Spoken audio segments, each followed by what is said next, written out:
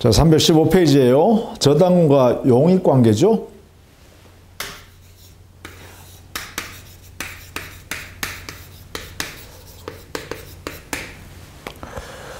자, 먼저 저당권과 용익권의 관계에서는 저당권이 먼저 성립했으면 그 뒤에 성립한 용익권은 저당권이 실행되면 용익권은 당연히 소멸합니다. 근데 만약에 반대로 용익권이 먼저 등기가 되고 그 이후에 저당으로 설정되었다가 그 저당권이 경매되었다라고 하면 그 전에 이미 만들어져 있는 용익권은 그대로 존속하죠. 그래서 이 두 개의 관계를 잘 보시면 저당권하고 용익권을 비교했을 때 만약에 용익권이 먼저 등기가 되고 난 후에 그 다음에 저당권이 등기되었다, 그리고 저당권의 경매가 시행되었다 하면 이 용익권 등기는 그대로 존속합니다. 그렇게 되죠. 근데 만약에 저당권이 설정된 후에 용익권이 이렇게 등기되었다 라고 하고 이 저당권이 경매가 되어버리면 경락인에게는 이 용익권이 말소되어 버리죠. 소멸되어 버립니다. 등기가 이렇게 말소되어 버립니다.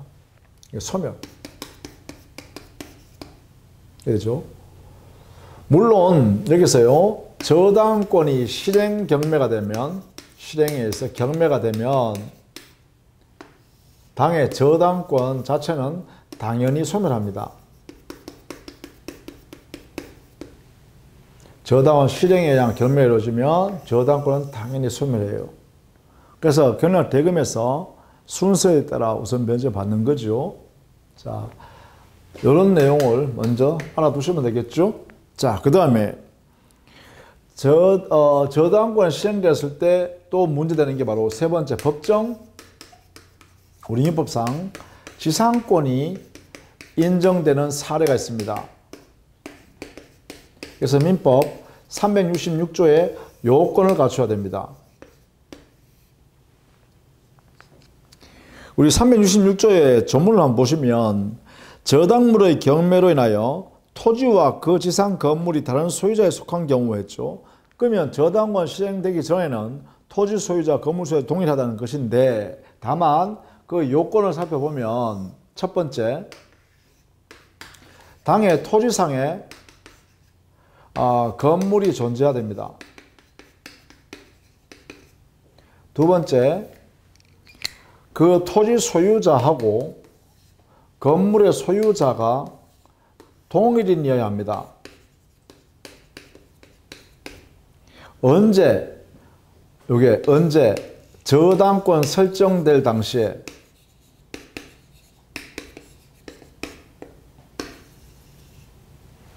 이때 저당권 최선순위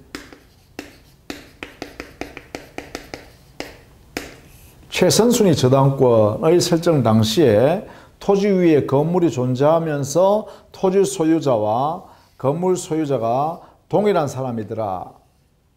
이런 상태에 있어야 돼요. 자, 이런 상태에 있다가 그 다음에 세 번째, 이제 설정되어 있는 그 저당권이 실행되는 것이죠. 저당권의 실행. 이미 경매죠.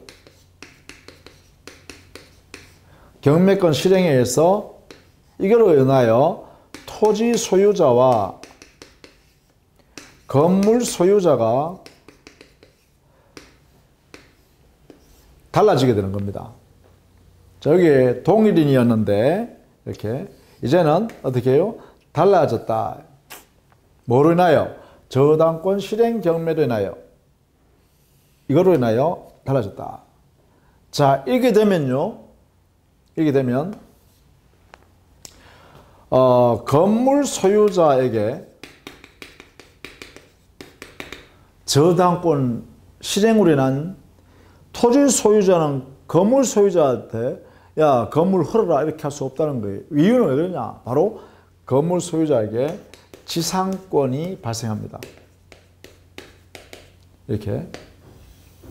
이때 이 지상권 취득에 의한 이 지상권이 민법에 정해져 있는 지상권으로서 민법 187조에 근거해요. 등기를 할 필요가 없죠. 등기 없이도 당연히 지상권이 발생되어 취득했다. 건물 소유자한테. 이렇게 되겠죠. 자, 그래서 이 지상권은 법정 지상권으로서 등기할 필요 없이 발생했다. 이 세 가지 요건을 갖추면 돼요. 아주 간단하죠. 토지 소유자는 건물 소유자에 대하여 지상권을 설정한 것으로 본다. 이래놨죠. 토지 소유자는 건물 소유자에 대하여 지상권을 설정한 것으로 본다. 그러니 토지 소유자는 당의 토지에 지상권이 설정되어 있으니 그 토지를 건물을 사용 수익하는 범위 내에서는 지배할 수 없습니다. 토지 소유자가. 이래 되겠죠? 따라서 건물 소유자가 지상권인 법정 지상권을 취득합니다. 이때 법정 지상권은 187조 등기를 요하지 아니한다. 이렇게 정리하시면 되겠죠? 자, 그러나 지료는 당사자의 청구에 의하여 법원이 이를 정한다 그랬죠. 자, 이때 법정 지상권을 취득한 이 건물 소유자는 지료 지급할 의무가 생깁니다. 누구한테 지료 지급해야 되죠? 토지 소유자에게 지료 지급할 의무가 생기고, 이 지료 금액은, 지료액은 당사자 합의로 정하고 합의가 안 되면 이때는 법원에서 정한다.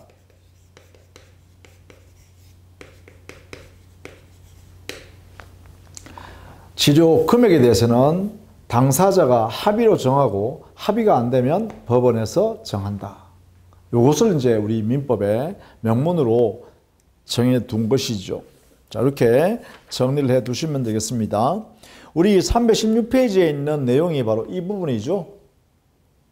최선순위 저당원 설정 당시에 토지 위에 건물이 존재하고 있었고, 그 당시에 토지와 건물 소유자가 동일인 상태에 있었고, 그 다음에 설정되어 있는 저당권이 경매가 실행되니까 토지 소유자와 건물 소유자가 다른 사람으로 각각 소유권이 귀속되었고, 이때 건물 소유자한테는 지상권이 설정되어 발생해버리죠. 따라서 토지 소유자는 건물 소유자에 대해서 지상권을 설정한 것으로 간주했기 때문에, 따라서 건물 소유자는 지상권 설정 등기 없이도 이미 지상권자가 되어 있다. 이렇게 되겠죠. 자, 그 중에 316페이지 가면 하단에 그게 판례를 하나 넣어놨죠. 공동저당권의 공동저당권.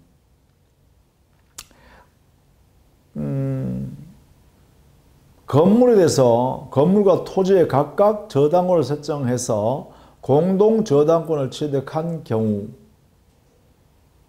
그 이후에 그 건물을 철거하고 신축 건물을 토지 소유자가 신축한 경우에는 그 신축 건물에는 법정 지상권이 성립하지 않습니다.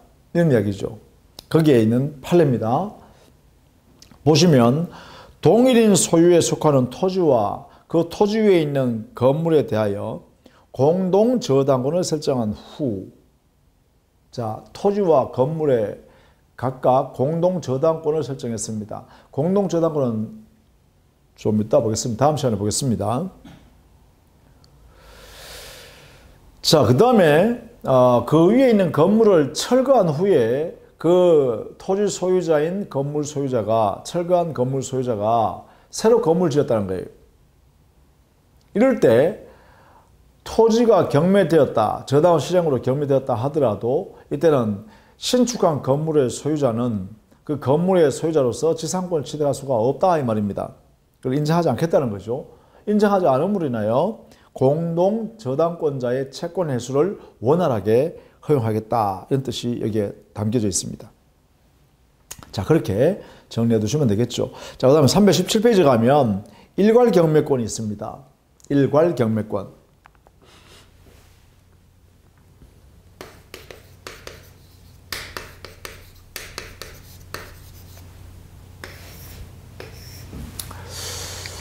본래 토지에 저당권 설정되어 있으면 토지만 경매할 수 있고, 건물에 저당권 설정되어 있으면 그 건물만 저당 목적물이니까 경매할 수 있죠. 그런데 토지와 건물을 함께 경매할 수 있는 경우가 있다는 거예요. 어떤 경우에는. 즉, 토지에만 저당은 설정되어 있음에도 불구하고 일정한 요건을 갖춘 경우에는 그 저당권자, 즉 토지를 목적으로 한 저당권자가 토지 위에 있는 건물을 함께, 토지와 건물을 함께 경매하는 것을 허용한다. 이걸 일괄 경매라고 그래요. 그래서 우리는 365조에 명문으로 일정한 요건을 갖추면 이걸 허용합니다. 자, 일괄 경매를 하기 위한 요건. 첫 번째, 일단 나지여야 합니다. 나지. 어떤 토지가 그 토지 위에 건물이나 또는 수목이 없다 이 말이죠. 그냥 토지에 아무것도 없는 상태, 건조물도 없고 아무것도 없는 나지에다가 여기에 저당권을 설정했습니다. 자, 설정을 하고 나니까 그 다음에 2번, 이 토지 소유자가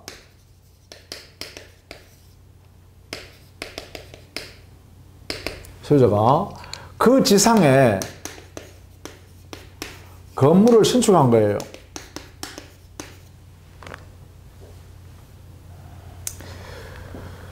순서를 잘 보셔야 됩니다. 나지에 저당을 설정하고 첫 번째, 그다음 두 번째 건물을 신축했죠. 두 번째 순서가 이렇습니다. 자, 이때 만약에 당의 채무자가 채무를 변제하지 않으면 이 저당권자 있죠. 이 저당권자는 저당은 목적 부동산이 토지임에도 불구하고 토지와 건물을 함께 처분할 수 있다라는 것이에요. 이런 요건을 갖추면 저당권자의 경매 시장의 경매는 대상인 토지와 건물을 함께 경매한다. 함께. 이것을 뭐라 하냐? 이것을 우리는 일괄 경매권이라고 그래요. 이때 이 저당권자의 경매는 물론 토지만 경매하는 것도 가능하죠. 이것도 가능해요. 그런데 이것은 토지만을 대상으로 하는 게 아니라 함께 파는 것은 이것은 365조 명문 규정 때문에 이 권리가 인정된다는 것이죠. 원래는 토지만 경매해야 되죠. 자, 이때 토지만 경매해서 경락되었다면 그때는 신축한 건물은 철거해야 됩니다.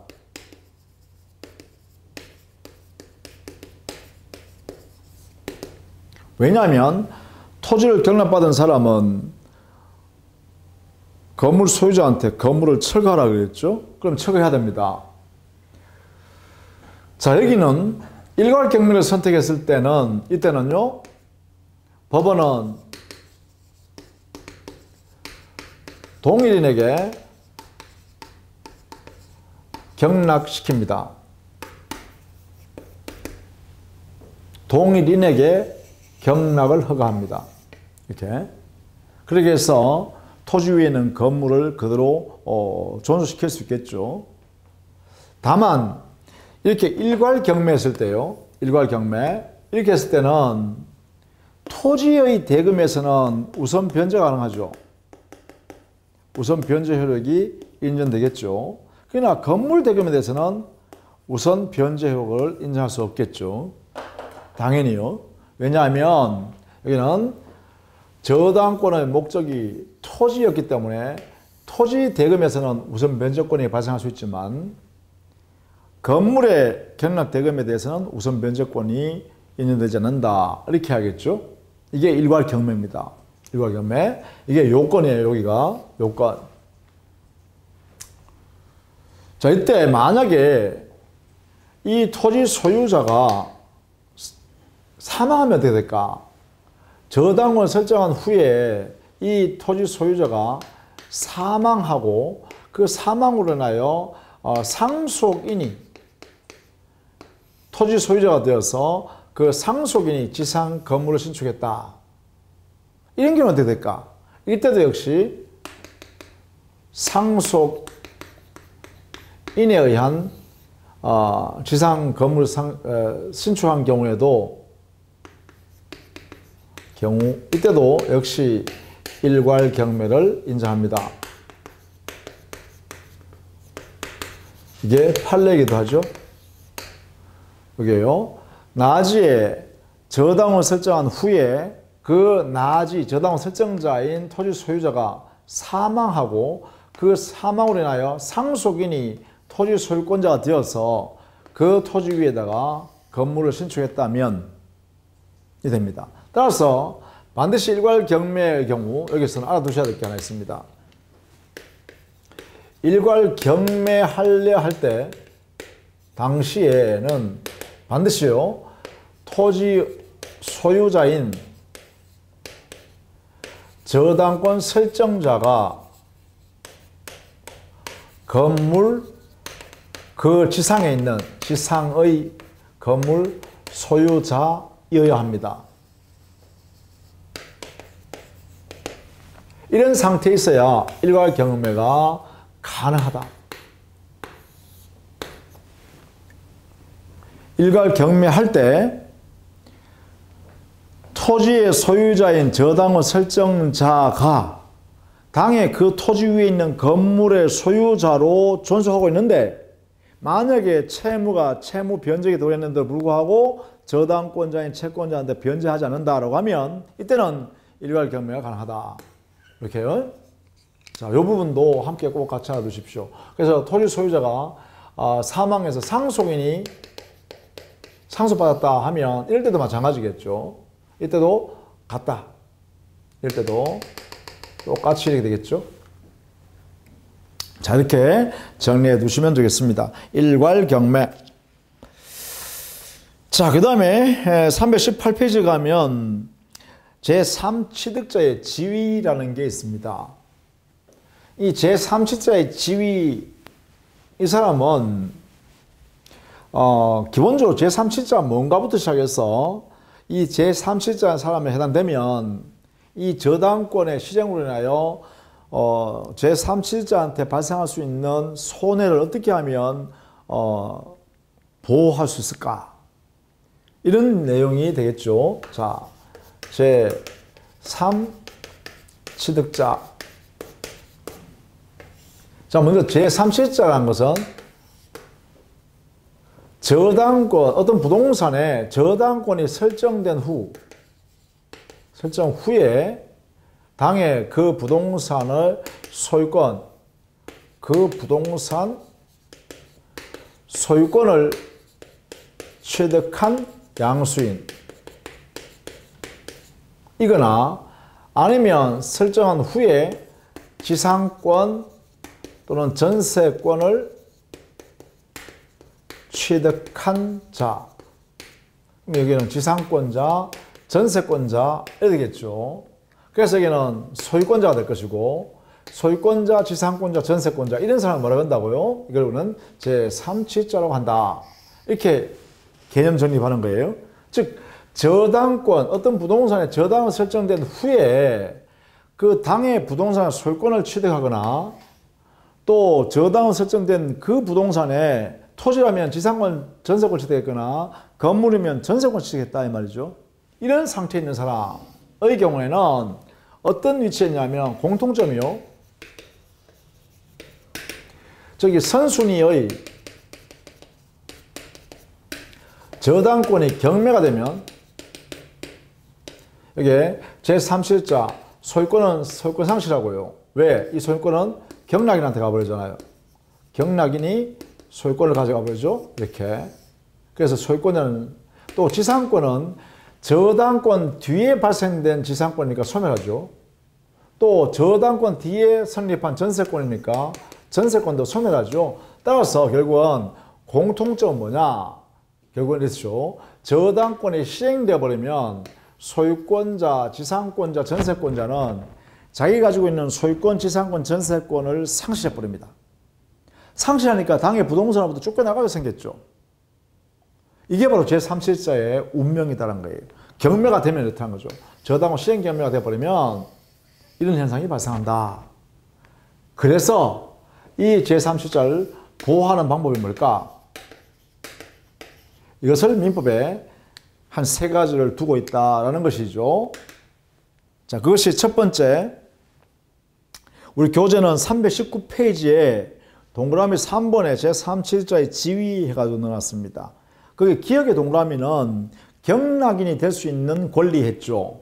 이 말은 뭐냐? 여기 있는 소유권자, 지상권자, 전세권자가 당해 목적 부동산이 경매될 당시에 저당권 실행이니까 경매될 때 스스로 경락 받으러 들어갈 수 있다는 거예요. 경매받을 수 있다. 이걸 우리는 법에서는 이렇게 표현했습니다. 경매인 자격을 인정한다. 경락받을 수 있다는 것이죠. 그렇게 함으로써 자기 소유권, 지상권, 전세권에 기초하여 그 위에 있던 자기의 권리를, 자기가 누리고 있는 이익을 그대로 보존할 수 있다라는 것이죠. 두 번째는 제3세자가 채무자를 대신해서 변제할 수 있습니다. 이걸 대위 변제라 그래요. 대신 변제할 수 있는 권리가 있어요. 대위 변제. 이렇게 되면 대위 변제면 구상권을 행사할 수 있겠죠. 채권자 지위에서, 그죠? 즉,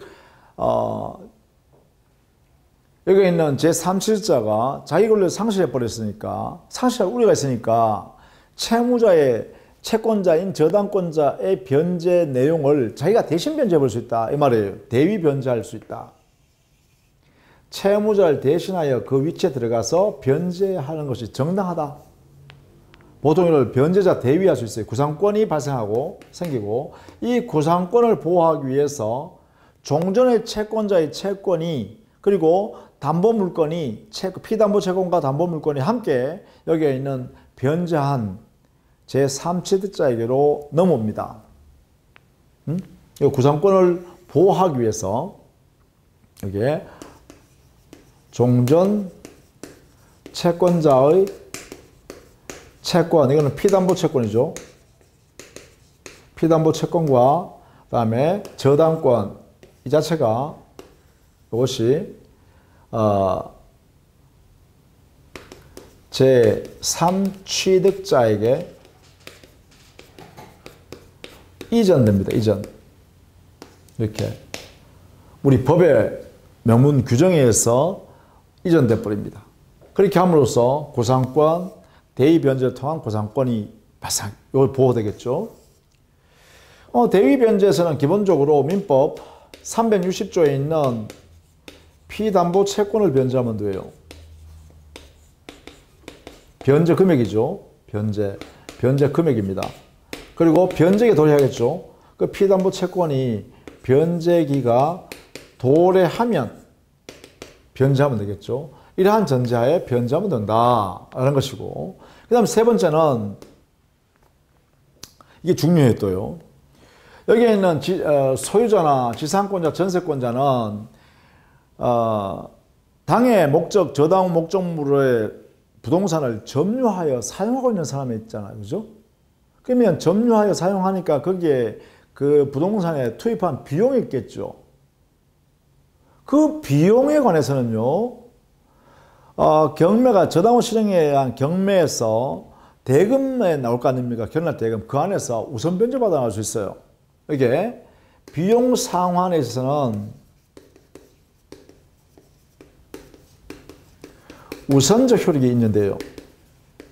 이 우선적 효력은 누구보다 우선하냐면 저당권자의 우선 변제권보다, 변제효보다 이게 우선해요. 이게 우선. 비용 상환을 먼저 받아낼 수 있어요. 그 성격은 부당이득의 반환이기 때문에 그렇죠. 그래서 제3세자가 소유자, 지상권자, 전세권자의 지위에서 당의 부동산을 점유하여 사용하는 과정에서 투입한 비용, 이 비용을 필요비, 유입비 다 포함하는 거죠. 필요비, 유입비 전부 다 포함해서 비용 상환을 이 저당권의 피담보 채권의 우선 변제효보다 이게 우선합니다. 이렇게 보장함으로써 제3세자가 권리를 보호받는다 이거죠. 이 세 가지가 대표적인 거예요. 우리 민법에. 그래서 경매인 자격을 인정하는 거, 대위 변제 인정하는 거, 그리고 비용 상환에 우선 특권이 있다. 이렇게 세 가지를 정리해 둡니다. 물론 거기에 담보 책임이라는 것은 요거는 저당원 설정되어 있는 부동산을 매도한 사람한테 행사하는 거죠. 이 사람한테는 야 너는 온전한 소유권을 넘겨줘야지 이 경매당하는 물건을 나한테 팔면 되겠냐? 담보 책임 져라. 매도인의 담보 책임 물을 수 있겠죠. 뭐 그런 내용으로 해결할 수 있겠다. 자, 그 다음에 저당권 침해에 대한 구제 책임입니다.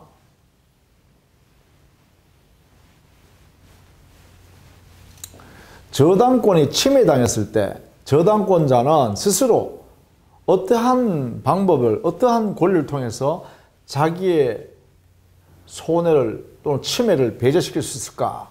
이런 이야기죠. 그러면 저당권에 있어서의 침해가 있을 때 그 저당권자의 구제책은 뭘까? 이 말입니다. 침해가 있을 때 구제하는 방법. 자, 첫 번째, 여기는 만약에 이 침해자가 불법 행위자라고 한다면 침해에 의하여 불법 행위로 인한 침해가 있다. 이때는 저당권자는 손해배상 청구권을 행사할 수 있겠죠. 이것은 기본적으로 불법 행위에 따르는 손해배상 청구되겠죠. 이 침해자한테, 그죠? 불법 행위에 의한 침해한 이 침해자한테 저당권자는 자기한테 손해난 만큼 그 배상을 이렇게 청구할 수 있겠죠. 이것은 말 그대로 불법에 의한 손해배상 청구니까 이 침해자가 고의 또는 과실세겠죠. 과실에 의한 침해가 있을 때 이때 손해가 발생하면 즉시 청구하는 거죠. 손해 발생한 즉시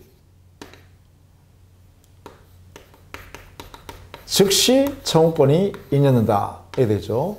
즉 경매할 때까지 기다릴 필요 없이 손해난 만큼에 대한 손해배상을 청구할 수 있다. 저당권자는 이렇게 해야 됩니다.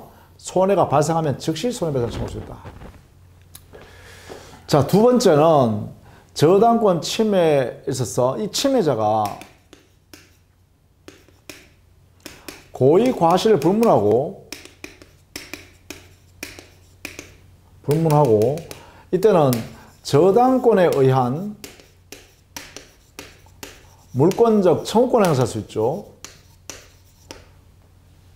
저당권에 의한 물권적 청구권이 인정된다. 누구한테? 이 사람한테 하면 되죠. 고의 과실 불문하고요. 침해하고 있으면 침해자에 대해서. 자, 이때 이 청구하는 모습에서는 반환 청구는 없죠. 반환 제거, 방해 제거, 방해 예방 청구권을 행사할 수 있는 게 일반적인데 물권 청구권에는. 그러나 저당권에는 반환 청구권이 허용되지 않고 방해 제거 청구, 방해 예방 청구권, 그 침해 모습에 따라서 이런 권리를 행사할 수 있겠다. 그죠? 자, 여기에 반환 청구권은 없다는 걸 꼭 알아두셔야겠죠? 자, 그 다음에 세 번째. 만약에 이 침해자가 저당권의 설정자가 침해했다. 설정자의 고의 과실, 귀책 사유. 이게 있어서 저당 목적물의 가치를 손상, 감소, 멸시시켰다. 침해했단 말이죠. 이런 경우에는 이 저당권 설정자에 대해서 말이죠. 이 사람한테 야, 침해함으로 인하여 저당물의 가치가 감소했다면 보충해라 라고 청하면 되겠죠. 원상태로 회복해라 이렇게 하면 되겠죠. 아니면 상당한 담보를 더 내놔라 이렇게 하면 되겠죠. 이걸 우리는 통칭해서 저당물의 보충 청구를 할 수 있겠다.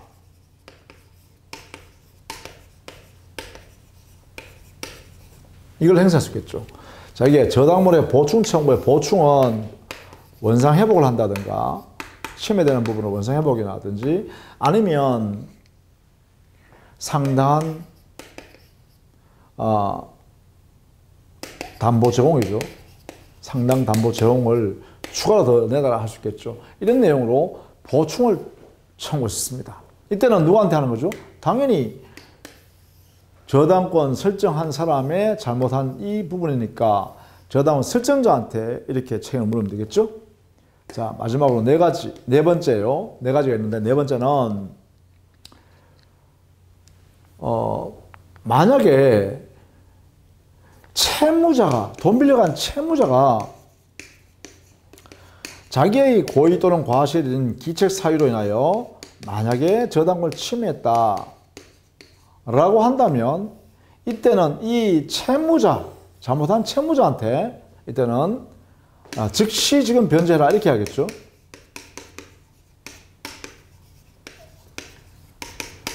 이거는 다른 말로 하면 채무자에게 자기의 잘못에 의해서 담보 제공된 그 담보물의 가치를 손상 감소 멸시켰다면 이거는 기한이 상실이다. 그죠?